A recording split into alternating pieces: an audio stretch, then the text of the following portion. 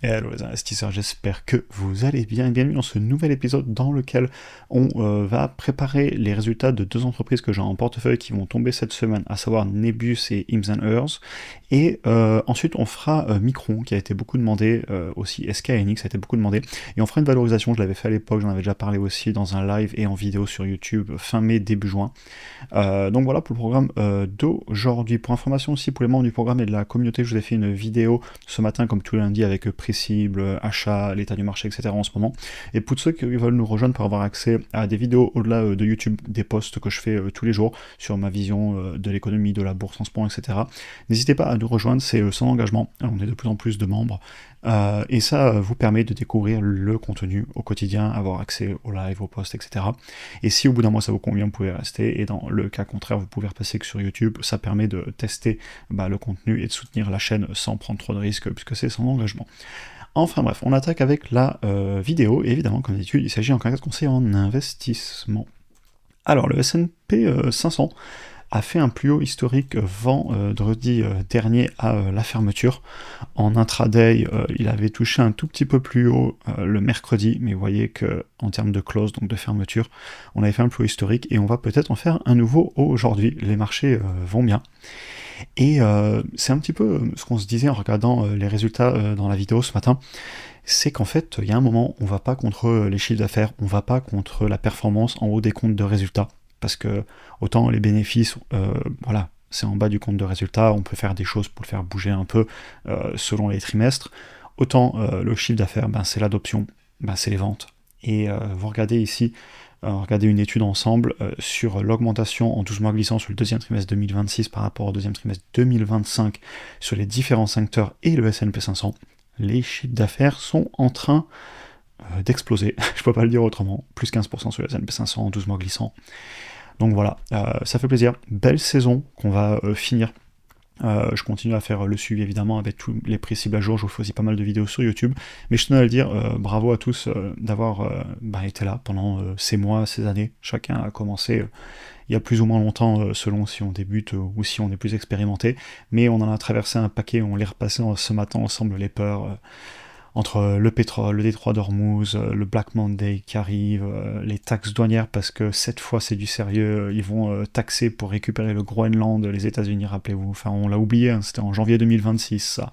Puis je peux continuer, la Banque centrale, le changement de paradigme avec les taxes douanières, etc. Et en attendant, le S&P 500, il se comporte plutôt bien sur le long terme, même si je remonte à mars 2020 où j'étais déjà investi x 2,3 actuellement par rapport au mois de mars 2020.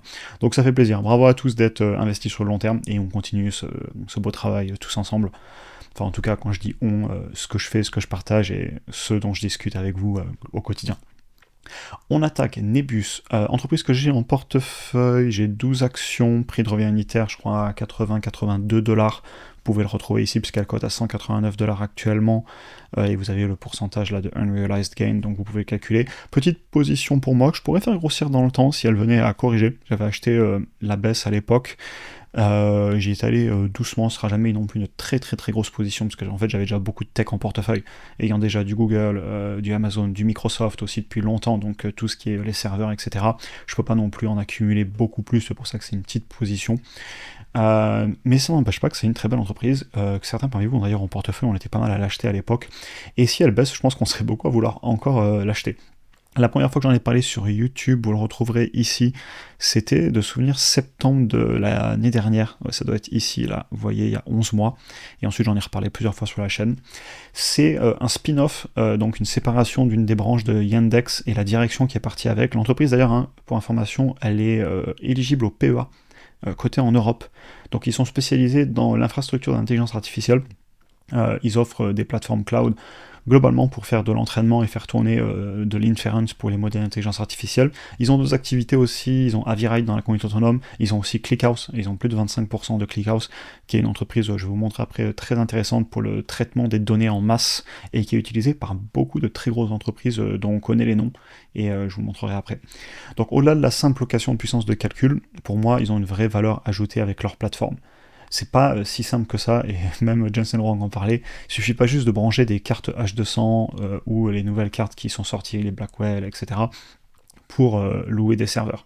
Il y a du savoir-faire derrière, il faut les faire tourner, il faut savoir le câbler, il faut savoir gérer la puissance qu'on fait passer, les infrastructures. D'ailleurs, un des gros boulots de ce type d'entreprise, c'est d'aller chercher des contrats d'électricité pour alimenter les serveurs. Et ensuite, vous avez un vrai savoir-faire logiciel derrière.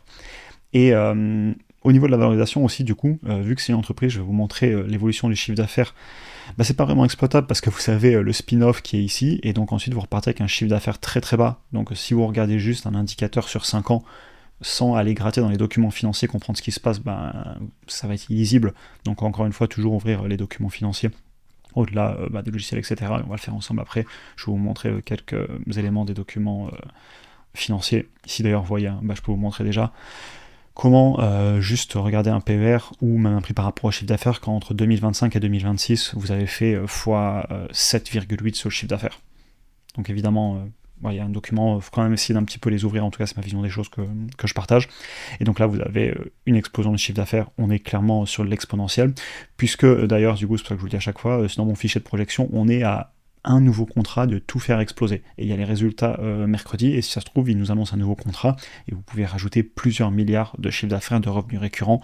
Vous voyez qu'ils nous annoncent pour fin 2026, donc acté sur 2027, entre 7 et 9 milliards de chiffre d'affaires récurrents, alors que l'année d'avant, ils étaient sous le milliard en début d'année de récurrents, donc il faut 12 mois pour les acter, parce que il faut que ça tourne, et l'année d'avant, je vous l'ai montré juste avant dans le document financier, le chiffre d'affaires sur 3 mois sur 2025, sur le premier trimestre, c'était 50 millions, et celui d'après, 400. Donc vous voyez que c'est pas du tout linéaire. Au niveau des valorisations, je peux vous les montrer dès maintenant. Alors, vous voyez que c'est un business là qu'on pouvait le choper globalement dans les 80$ sur cette zone ici de début d'année. On payé une capitalisation boursière autour des 23 milliards, un prix par rapport au chiffre d'affaires de 40. Mais ce qui est intéressant, c'est que vu que le chiffre d'affaires est en train de monter, vous venez aujourd'hui sur les 150, 180$ et vous êtes sur un prix par rapport au chiffre d'affaires, globalement entre 40 et 50. C'est quand même très parlant si vous regardez. Ce que ça veut dire, c'est que si à l'époque on s'était dit le prix de chiffre d'affaires, prix par rapport au chiffre d'affaires, il est de 40, fin de l'analyse, j'y vais pas, sans encore une fois avoir regardé que c'est un spin-off, qu'on a une explosion du chiffre d'affaires et que c'est pas du tout lisible avec un simple indicateur, on l'achetait pas à 80$. Et je vous en avais déjà fait plusieurs vidéos à l'époque, je disais la première fois que j'en ai parlé c'était en septembre, après j'en ai reparlé assez souvent.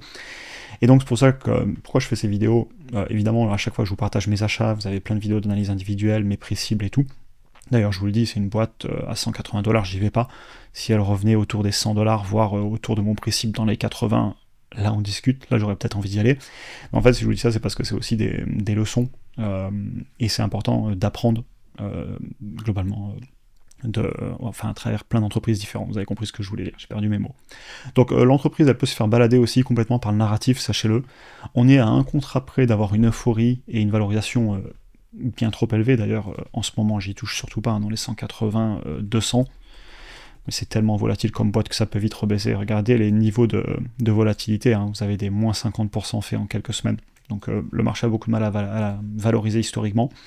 Et par exemple, demain, ils peuvent vous annoncer de la dilution. Et j'ai envie de dire, sans déconner, si on a fait son analyse, on sait qu'à un moment, ils vont diluer pour financer, même s'ils ont eu des contrats qui sont tombés avec de l'avance de cash, ce qui avait fait très bien réagir le marché, et ce qui est impressionnant, ça montre quand même une certaine capacité à négocier les contrats et ou fixer les prix, que d'être capable de demander de l'avance de cash sur un contrat avec des grosses entreprises, parce qu'en face les clients, je vais vous le montrer d'ailleurs, c'est pas des petits clients. Alors là on était sur ClickHouse que je voulais vous montrer, voilà les clients, Meta, Microsoft, Tesla qui l'utilisent, Anthropic, et sur le logiciel en lui-même, vous avez des contrats avec des boîtes comme Meta, je vais vous le montrer aussi. Il y a des rumeurs comme quoi il y aura un contrat qui tomberait avec Google.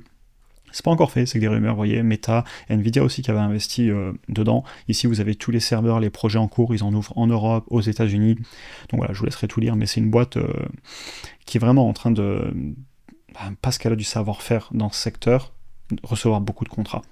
Évidemment, du coup, vous êtes sur de l'euphorie, et le titre a explosé. On en reparlera après avec Micron de ces mouvements violents à la hausse. Et attention à pas se laisser embarquer, les arbres ne montent pas jusqu'au ciel, et donc le payer à un prix raisonnable. Sur 180, j'y vais pas encore, comme je le disais, et moi, prix cible, alors je l'ai pas mis à jour parce que j'ai pas les résultats, ils vont tomber mercredi, mais sur mon ancien prix cible, juste sous les 100$, dans les 80, 90, 100, là je commence à racheter. Mais pas là-haut. Après ça va vite en bourse, hein, vous savez, un moins 40% et c'est réglé. Hein. Et qu'on se dise pas que c'est pas possible, puisque entre le 18 juin et le 27 juillet, donc un peu plus d'un mois, ça vous a fait moins 50%. Tout est possible en bourse, surtout sur ce genre de boîte que le marché a du mal à valoriser. Et je la conserve, hein, je suis très content de l'avoir en portefeuille. Et ben, alors si j'avais fait ce slide aussi que je voulais vous montrer, du coup, hyper pertinent pour finir, désolé, cette vidéo va être longue, je me rends compte. Ouais, je vous montrais les prix par rapport au chiffre d'affaires, juste c'est ça que je voulais vous montrer. Si vous vous calez à 47 milliards de capitalisation boursière, ce qui est le cas actuellement, et que vous regardez par rapport au chiffre d'affaires en 12 mois glissant sur le premier trimestre 2026, vous êtes sur un prix par rapport au chiffre d'affaires, parce que j'ai fait la division à la calculette, de 50. Ok. Maintenant, si vous prenez le chiffre d'affaires 12 mois glissant, enfin plutôt le chiffre d'affaires en AARR, donc en revenu, donc en chiffre d'affaires annuel récurrent, guidé pour fin 2026, donc on se met sur 2027, c'est pour ça que j'ai écrit 2027, ça nous met, avec une capitalisation boursière actuelle de 47 milliards, sur un prix par rapport au chiffre d'affaires payé aujourd'hui par rapport au chiffre d'affaires de 2027 de moins de 6, juste en 2 ans, divisé par 10. Pourquoi ? Bah, c'est logique, le chiffre d'affaires sera 10 fois plus élevé. Pourquoi ? Parce qu'on n'est pas du tout linéaire, parce qu'on part de rien à cause du spin-off. Et si vous pouvez la choper à 80$ ou 82$ comme mon prix de revient unitaire que j'ai ici quand je faisais des vidéos de l'époque où j'étais en train de l'acheter, et j'avais commencé, je vous l'ai dit, il sera bientôt un an que j'en parle, tiens, de cette belle boîte. On ferait peut-être les 1 an avec une vidéo en septembre. Oui, ça vous mettrait sur un prix par rapport au chiffre d'affaires projeté sur fin 2027, si on n'a pas de nouveaux contrats qui tombent, et si ces contrats sont bien livrés, de 2,5. Voilà, c'est dit, j'en rajouterai pas plus. Donc personnellement, j'aime pas du tout m'arrêter à juste regarder un PER, hein, parce que si vous regardez un PER, ben oui, vous êtes à 60, fin de l'analyse, et pourtant, si on ouvre les documents financiers, ça devient pertinent, je trouve. Et j'en achèterai plus avec plaisir. Si elle baisse, j'en achèterai. Et si mon prix monte, on verra les résultats. Parce que c'est ce que je disais, qu'est-ce qui se passe si là, j'ai un gros contrat qui tombe, et qui commence, avec chaque mois qui passe, à rentrer de plus en plus de chiffre d'affaires, ce qui est le cas d'ailleurs. C'est pas que des promesses, hein. Alors oui, il y a des promesses sur les contrats, mais regardez le chiffre d'affaires sur le premier trimestre 2025 et 2026. Encore une fois, ouvrons les documents financiers. On est passé de 50 millions à 399 millions, fois 7,8. C'est pas que des mots. Vous avez aussi du chiffre d'affaires qui est en train de tomber. Et ça, c'est un trimestre, c'est 3 mois, hein, c'est pas un an. Voilà, très belle entreprise, je la conserve, et pourquoi pas en acheter plus un jour. On continue avec IMS, entreprise que j'ai en portefeuille, que j'apprécie beaucoup. Ça fait longtemps que j'en parle sur la chaîne, hein. J'avais fait une grosse partie de mes achats en 2023.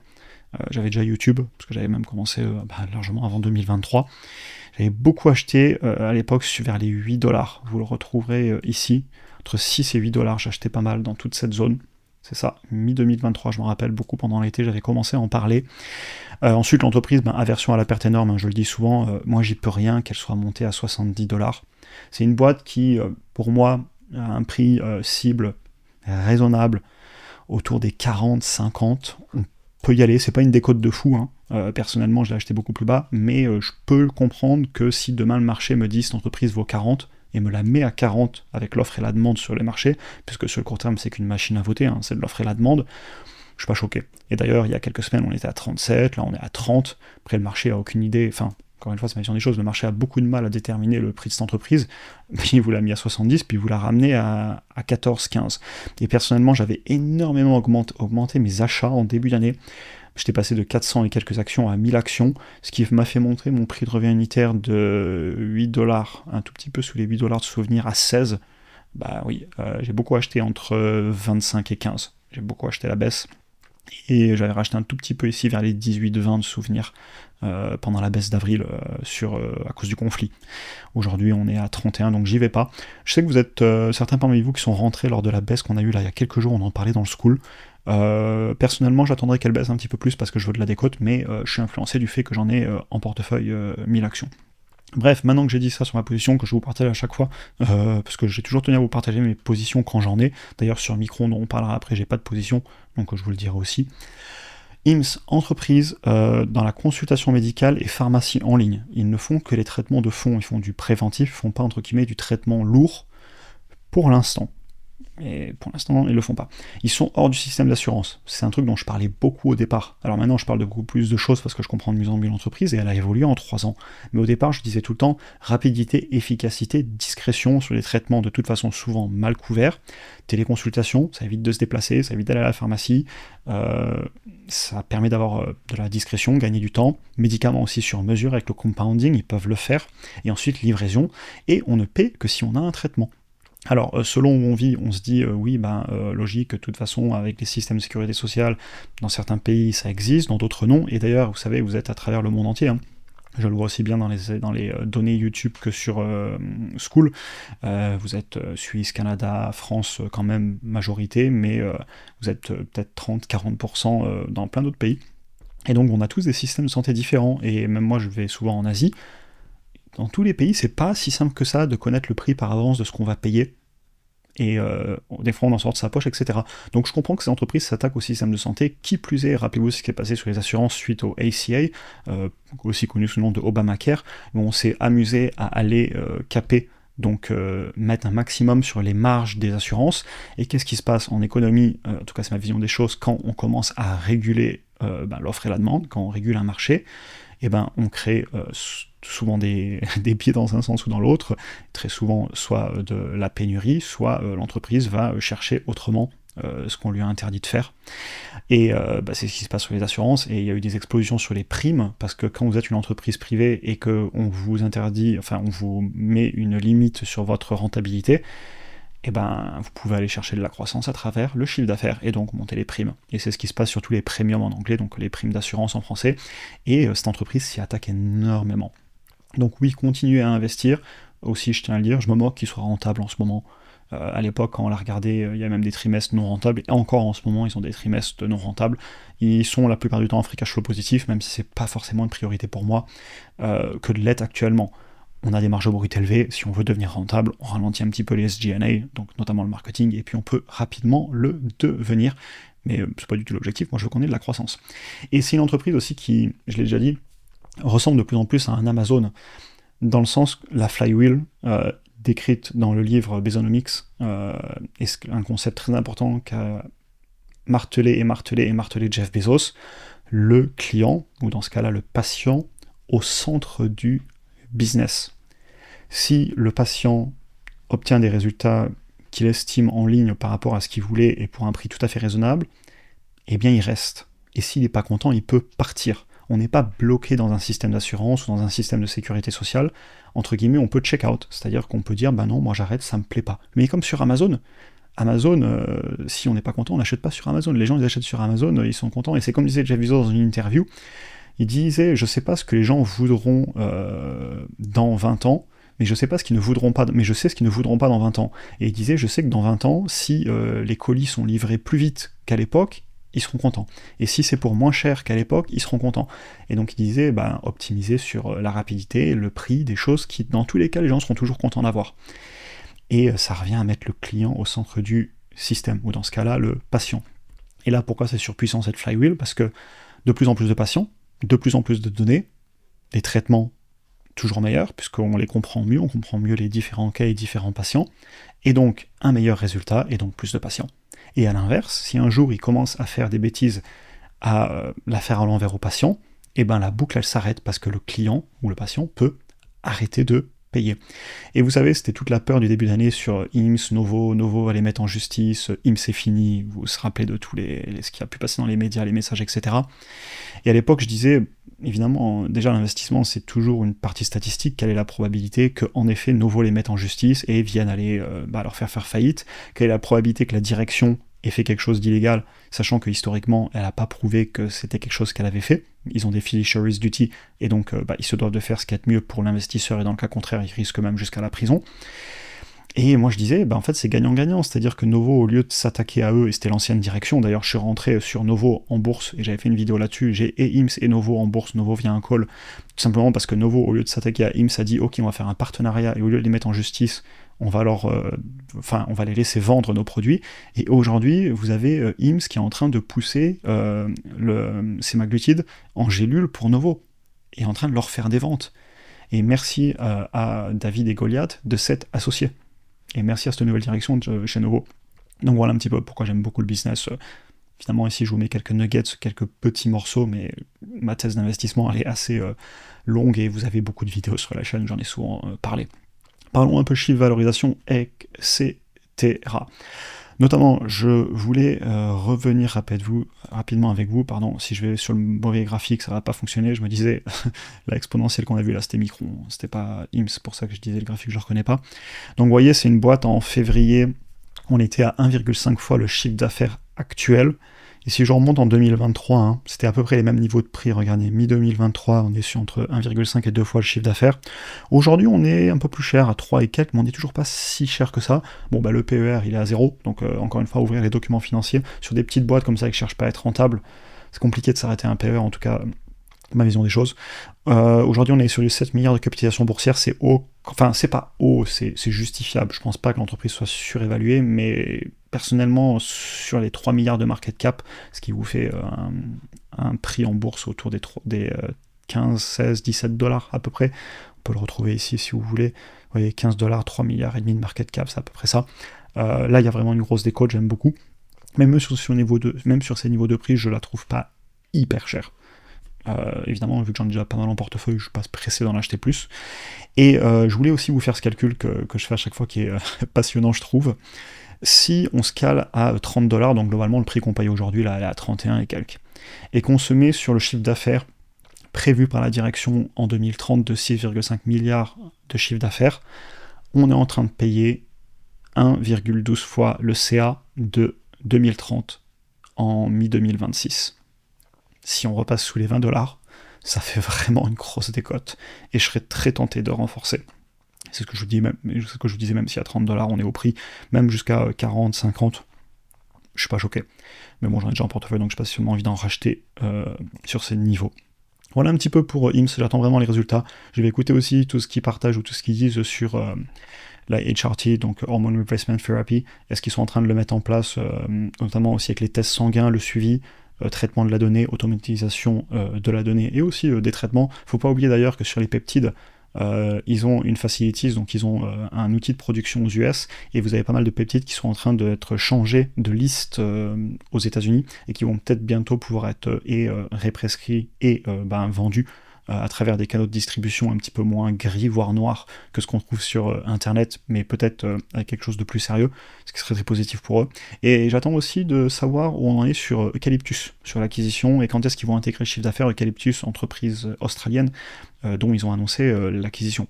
Et pour s'exposer en Australie, aussi au Japon, à l'Angleterre, etc. Et d'ailleurs, ils sont déjà exposés sur plusieurs zones géographiques, Europe, Australie, Japon, ça arrive avec Eucalyptus. Donc voilà, beau business que je suis très content d'avoir. Et oui, je pourrais en acheter plus. Je vais pas en acheter beaucoup plus parce que j'en ai pas mal, mais ça fait 3 ans que je les ai en portefeuille et je parie pas contre eux. On va finir sur Micron. Micron qui a été beaucoup demandé en même temps que SK Hynix. SK Hynix, c'est 000660 le ticker.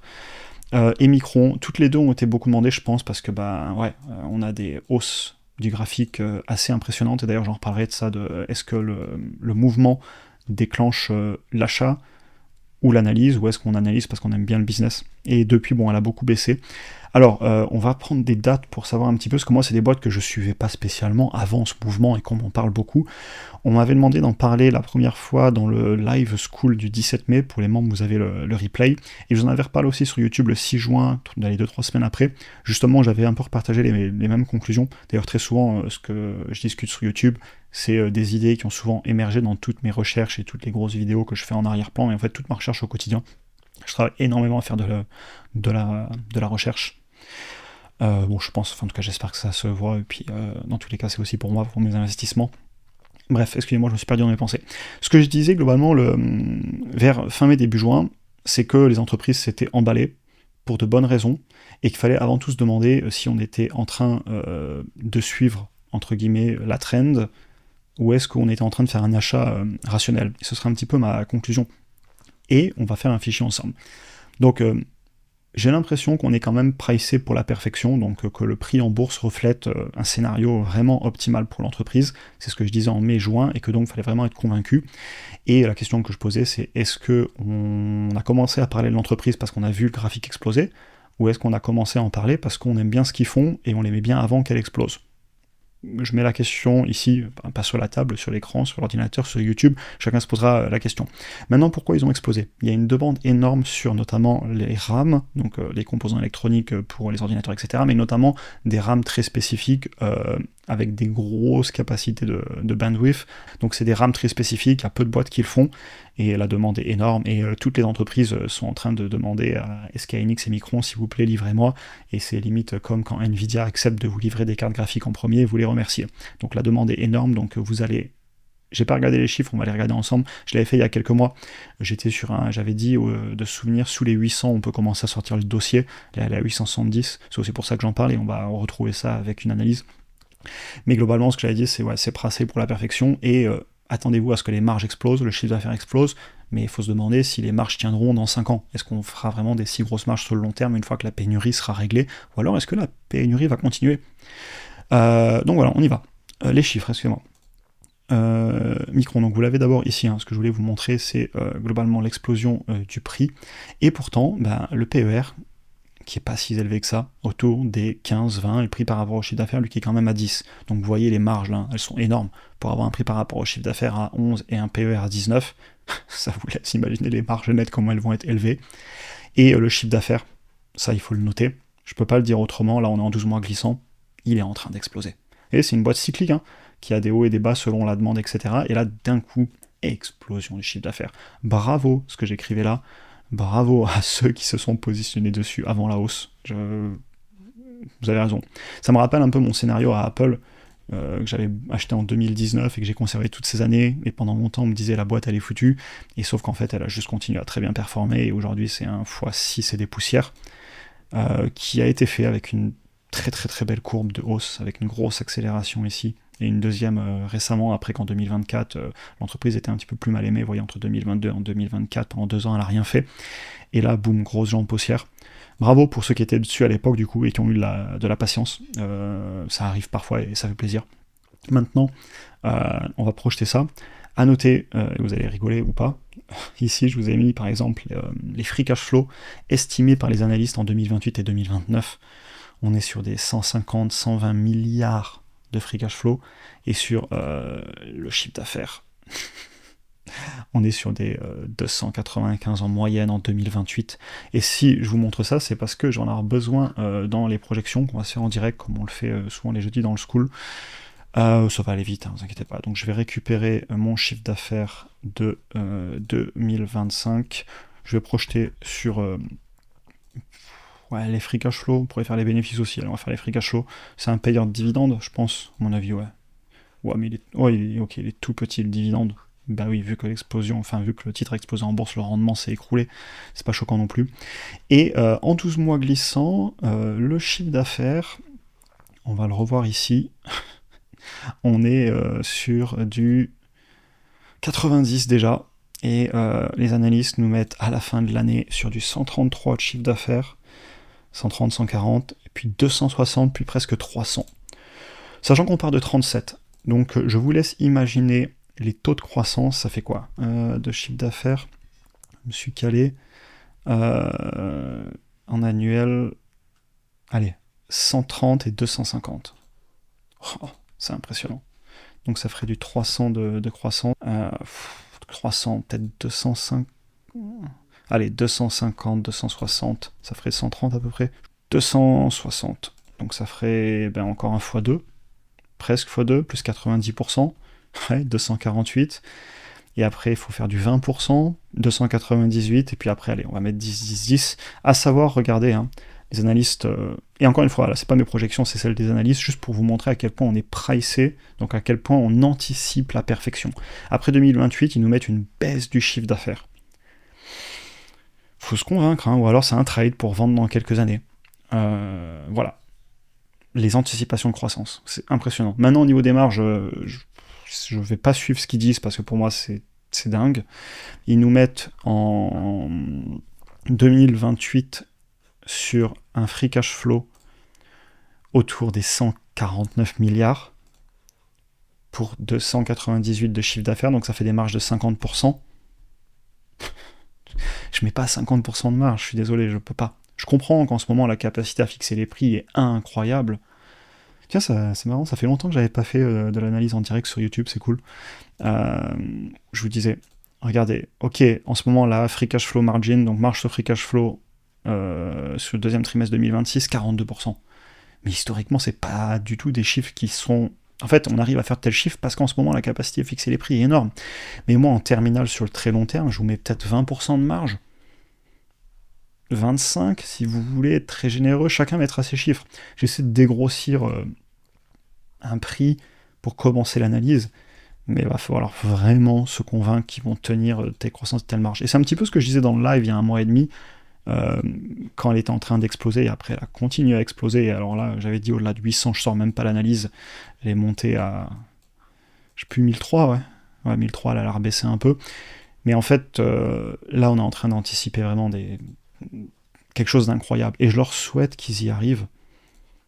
Je sais pas s'ils y arriveront. Enfin, en tout cas, il va falloir s'en convaincre.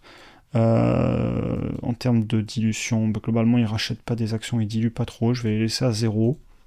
Ok, mettre au moins 12% de discount rate. Vu l'optimisme qu'il y a, je vais quand même demander un peu de décote et puis un peu de retour sur investissement. Et combien je paye ça par le marché?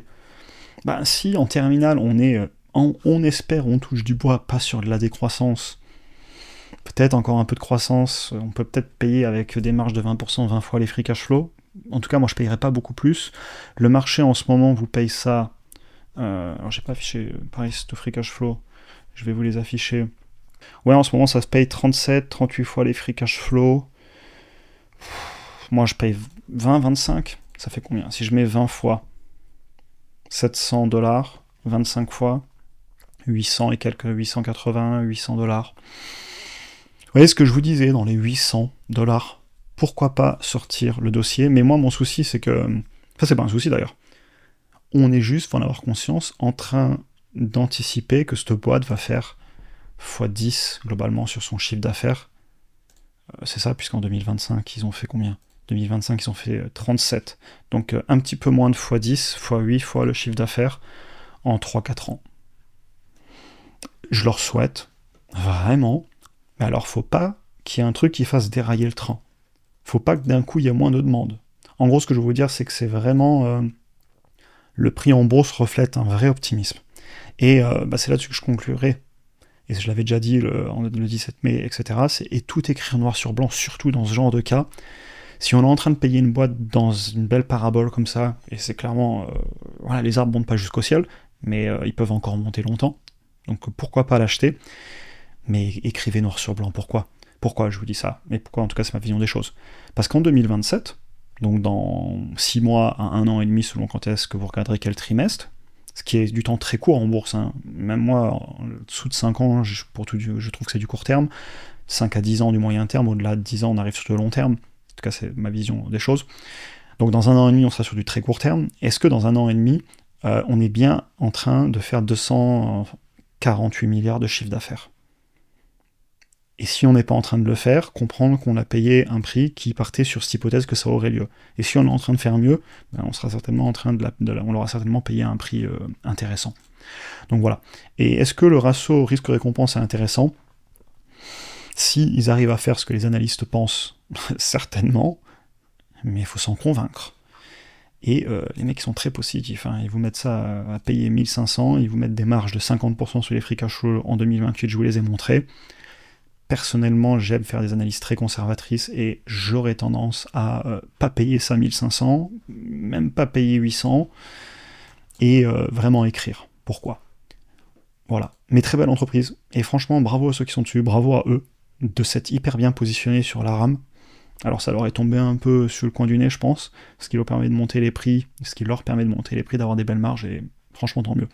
Mais nous, en tant qu'investisseurs, ne jamais oublier, c'est une des vidéos les plus importantes dans le module 6, dans le programme, c'est l'objectif à jamais perdre de vue. On est là pour quoi? On est là pour gagner de l'argent et donc pas payer trop cher. Donc Micron, j'ai rien contre le business, il gagne de l'argent, il y a beaucoup de croissance, en fait tout va bien, juste le prix s'est emballé. Je pense que, pour conclure un peu cette longue vidéo, on est revenu plus en ligne avec la réalité, là, avec ce moins 30, moins 40%. On n'est pas sur l'affaire du siècle, mais je pense que si on a vraiment des hypothèses très positives, voilà, sur les 700, pourquoi pas, 700-800, avec l'opinion des analystes. Là, c'est pas du tout mon opinion que je vous partage, c'est les chiffres des analystes, juste j'ai pas mis les marges qu'ils mettent, parce que c'est bon, faut pas déconner non plus, 50% de marge, à moins qu'il y ait vraiment une pénurie pendant des années. Allez, on continue juste pour conclure. IMS, j'aime beaucoup, même sur ce niveau de prix à 31, je trouve pas qu'elle soit chère. Personnellement, il faudra qu'elle baisse pour en acheter parce que j'en ai déjà pas mal en portefeuille. Nebus, si elle baisse, j'en rachèterai. J'attends avec impatience les résultats de mercredi. Et voilà pour aujourd'hui. J'espère que la vidéo vous aura intéressé. Je vous souhaite une excellente journée à tous et à très bientôt pour un prochain épisode.